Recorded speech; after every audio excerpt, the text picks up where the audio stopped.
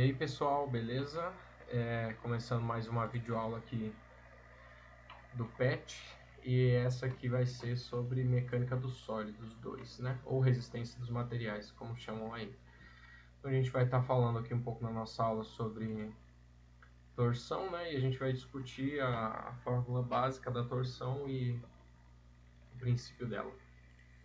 A gente fez um material aqui com base na resistência dos materiais, a 7ª edição do Hibbeler, né? Que acho que é o livro mais utilizado aí que a gente vai ter no mercado e nas faculdades. Então vamos passar aqui para a apresentação. Bom, como vocês podem ver aqui na imagem, primeiro a gente vai definir o que é uma torção, né? Dado aqui uma barra tubular, né? A gente vai ter uma aplicação de um torque aqui, então são tensões em diferentes direções, né? Tensões opostas aqui. E essas forças aqui, esse torque que a gente vai ter, ele vai deformar o material. A gente tem o material antes da deformação aqui, como vocês podem ver o quadriculado, e o material depois dessa deformação. Então, do estado inicial que a gente tiver um pontinho aqui, ele vai sofrer uma rotação aqui, então ele vai ter uma diferença radial, né? Ele vai ter um ângulo aqui, né? Que é esse Y que a gente vai estar chamando aqui, não é Y, é o gamazinho, né? Então, analisando um pouco mais essa imagem aqui, dar uma aumentada nela, a gente vai conseguir ver alguns pontos aqui que são importantes, né, para nossa aula. Então, é o conceito do Czinho, que sempre vai ser o nosso raio completo, então o raio completo da face. O P é o raio variável, então ele vai de 0 até C, né? Então é o que a gente vai usar para integrar a fórmula depois. A gente tem o gamazinho aqui, que vai ser a nossa deformação, né? Em princípio vai ser como a gente vai calcular a tensão, que eu vou mostrar ali em cima. A gente tem ele mínimo e a gente tem ele máximo quando se chegar a C. Disso a gente vai ter o ΔX, que vai ser essa variação aqui, de quanto a gente está pegando dessa barra, e a gente tem um delta θ aqui, que é a variação no nosso ângulo, né?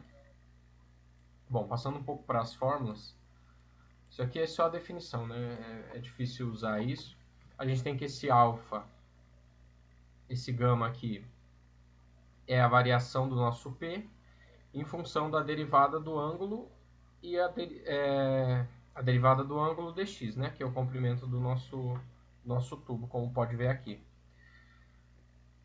Aplicando aqui essa derivada, a gente consegue saber que ela é P sobre C, e a gente vai ter o nosso Y máximo, que é quando a gente está chegando aqui em todo a nossa face circular, né? Mas isso não é muito utilizado, a gente vai usar mais esse conceito aqui para chegar na torção, no cálculo da torção, que vai ser esse nosso gama aqui máximo e o variável, né? Então, integrando essa parte aqui junto com a tensão, a gente vai ter que a integral da tensão é a integral da área de P, que é o nosso raio variável, vezes a tensão, vezes um dA aqui, que é o diferencial da área, já que a gente quer saber toda a tensão na área inteira, né? Então a gente vai partir para um ponto e vai chegar até o nosso C. Esse Tzinho aqui é o nosso gama, que é essa variação angular aqui, que vai ser essa variação em função da variação angular, né? Então, gama é igual a P sobre C, vezes gama máximo. A gente vai só mudar esse gamazinho aqui para uma tensão, para o símbolo de T, né? É o T mínimo lá nas letras gregas. Então, a gente vai estar aplicando aqui. Então, vai ficar uma integral de área, P sobre C, tensão máxima. P, o nosso raio variável, C, o raio da face completo, vezes a tensão máxima dA. Isso aqui a gente vai tirar algumas coisas, então a tensão ela é uma força, ela está sendo aplicada, então ela é uma constante, saiu da integral. A gente tem o nosso Czinho aqui, que é o raio da face, também outra constante, vai sair da integral. A gente vai ficar com a integral de área do raio variável ao quadrado vezes a área. essa integral aqui da área de P ao quadrado, dA, né, no caso, nada mais é do que o momento de inércia do nosso sólido. O momento de inércia depende da geometria do objeto que a gente está mexendo. Como a gente está mexendo aqui numa seção circular, né, depois a gente vai ver lá a fórmula, mas ela já é pré-definida, né? Então isso aqui vocês não precisam se preocupar, que sempre está tabelado, já que ele é o momento de inércia do sólido em questão. Então nisso a gente consegue chegar à nossa fórmula, né? Aqui a gente tem que a tensão é a torção máxima sobre C vezes o momento de inércia. Então, passando para o outro lado, né, aqui as nossas letras da equação, a gente vai descobrir que a torção máxima é a tensão vezes C, que é o raio da nossa face. Geralmente a gente está trabalhando com seções circulares, né? Sobre o momento de inércia da nossa face do mesmo jeito. Se a gente quer a tensão até determinado raio, então, por exemplo, a gente ter uma face aqui que funciona como um anel, né, que não tem a parte do meio, a gente vai estar usando isso aqui com algumas incógnitas. Se a gente quer a torção até determinado ponto, a gente também está utilizando isso aqui. Então, a gente é uma fórmula, são duas fórmulas bem tranquilas, né? Só a gente querer saber a máxima e a variável. Então, a máxima com o raio inteiro e a variável aqui a gente vai estar usando o nosso pezinho, que é o raio variável. Bem tranquilo. As duas fórmulas aí que a gente precisa saber para essa parte inicial aqui de torção são só essas duas, né? E aí um pouco dos conceitos de tensões, claro, porque a gente precisa aplicar aqui. Agora vamos ver dois exemplozinhos bem tranquilos aqui que sempre costumam cair em prova. Um é um pouco mais fácil que o outro. Eu vou só tirar minha cara aqui. Vamos lá. Então são as questões do Hibbeler mesmo, né, que a gente pode encontrar no livro. Resistência dos materiais, essa é a 5.5, né, que o capítulo 5 é o capítulo de torção. Então, um eixo maciço de 30 mm de diâmetro é utilizado para transmitir os torques aplicados às engrenagens. Determine a tensão de cisalhamento máxima absoluta no eixo. Então, falou em tensão de cisalhamento máxima, é a nossa formulazinha aqui, T vezes C sobre o momento de inércia máximo. Voltando lá para a questão, a gente tem um eixo aqui com várias engrenagens. A gente tem uma engrenagem aqui, deixa eu dar uma aumentada, aplicando 300 newtons no ponto A. 30 milímetros a distância dela, a gente tem uma engrenagem aplicando 500 newtons no ponto C.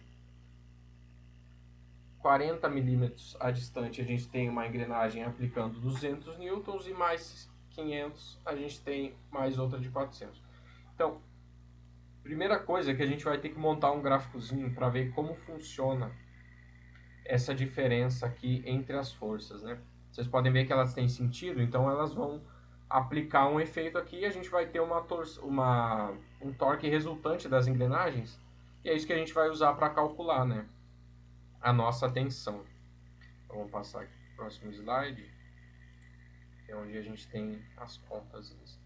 Então, do mesmo jeito que eu falei, a gente vai fazer o que? A gente vai distribuindo aqui no nosso gráfico para mostrar como funciona o comportamento dessas engrenagens, né? Então, a gente vai ter aqui no eixo X, no eixo Y, a tensão em newtons por metro, né? O torque aqui em newtons por metro, perdão. E aqui é o X em milímetros, né? Então, começando do nosso ponto zero aqui, que seria o A gente vai ter menos 300 newtons por metro, que é como está configurado, né? Então, a esquerda da rodando aqui a gente está no eixo negativo e a direita no eixo positivo. Então, de menos 300, ou seja, desse lado, já que ele está rolando assim, a gente vai passar para o ponto C, onde estão 500 newtons por metro.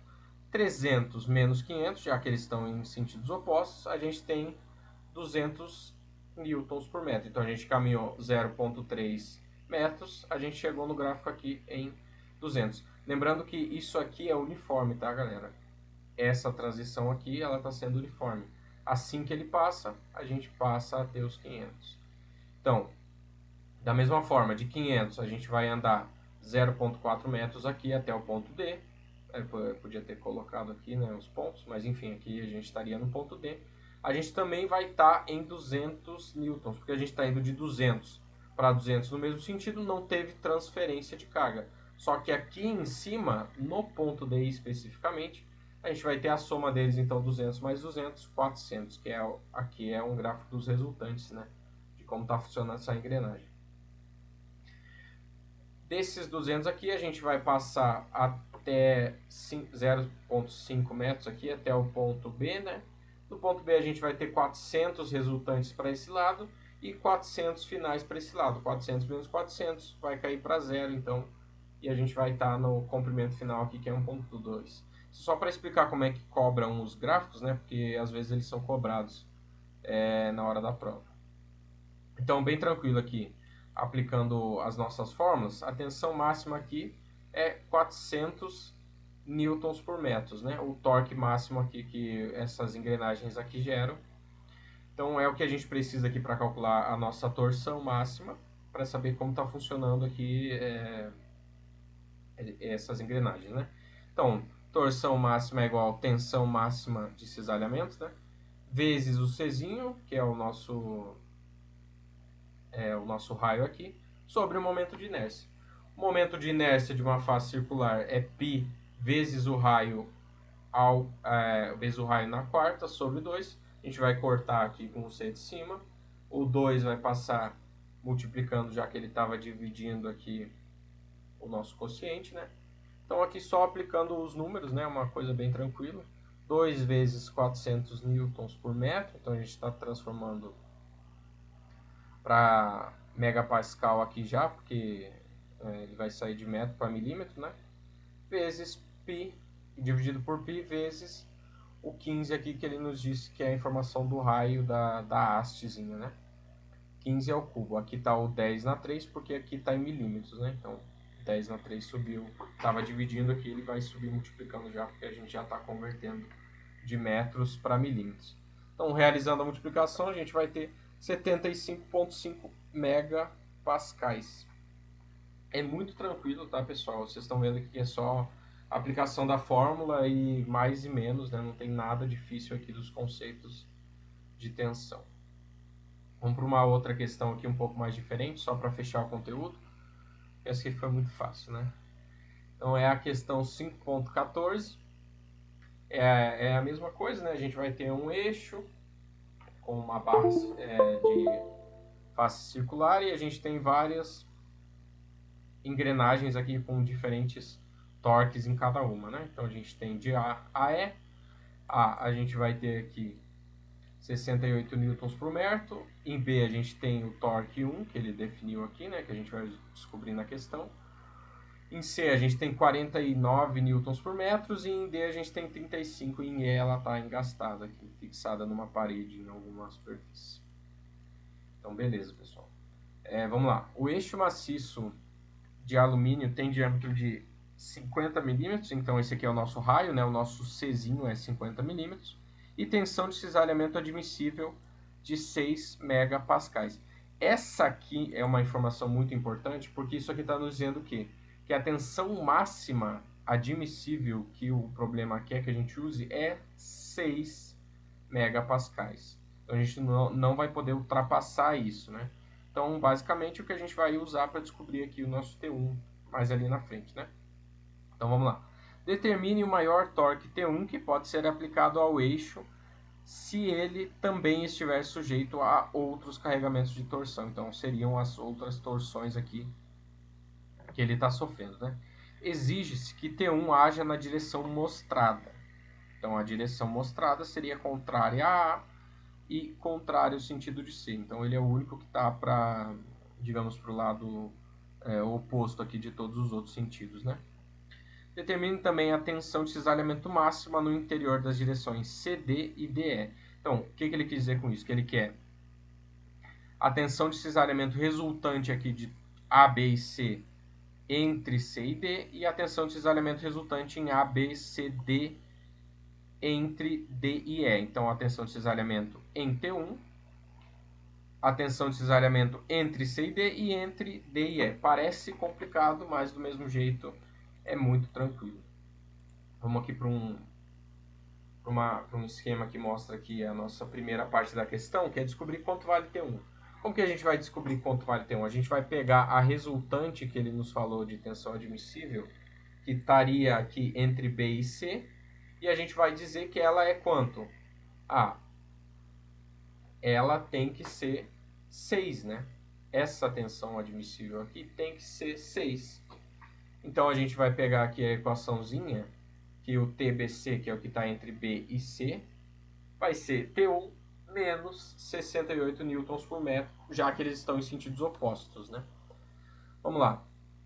Então, aplicando aqui a equação, né? A torção admissível, que é 6 vezes 10 na 6, já que a gente está trabalhando em milímetros, vai ser a nossa tensão máxima, que é T1 menos 68, vezes C sobre o momento de inércia. Momento de inércia, πC na quarta, sobre 2, corto o C com o C, πC ao cubo, vezes 2 aqui, porque ele está dividindo, vai passar multiplicando. Então, isso aqui vai ser só uma questão de organização da conta, né? A gente vai passar o π, o raio para esse lado, vai passar o 2 dividindo e somando 68 newtons por metro. A gente vai chegar que o nosso T1, que é o torque 1 aqui, vai ser 215,26 newtons por metro. Esse é o torque aplicado aqui em B, né? Que é o que está no contrário. Agora, para a gente achar as resultantes aqui entre C e D e entre D e E, a gente vai simplesmente fazer uma equação aqui de soma e subtração, né, já que B está em sentido oposto, e aplicar na nossa equação da tensão máxima ali, né? Então, do mesmo jeito que a gente fez aqui em cima, a gente não tem mais incógnitas, né? Então, a tensão entre C e D lá em cima vai ser o 215 que está para o lado positivo, menos 68, menos o 49 da C. Então, 215, 26, menos 68, menos 49, 98,26 newtons por metro. Aplicando a equação da torção máxima, a tensão máxima entre C e D vai ser TCD vezes o raio dividido pelo momento de inércia. Aqui é basicamente matemática, né? A gente vai aplicar o 98, 2, π vezes o raio ao cubo dá 4 megapascais. Agora, do mesmo jeito, a tensão entre D e E vai ser, além dessas aqui, somando com a D.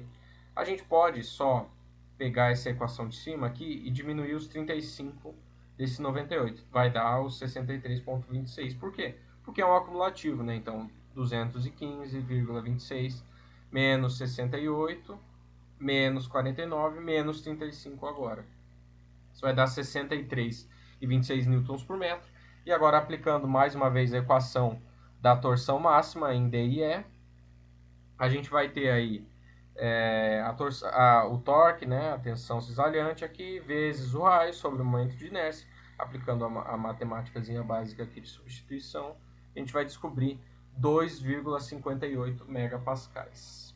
Então, vocês podem ver que é muito tranquilo, né?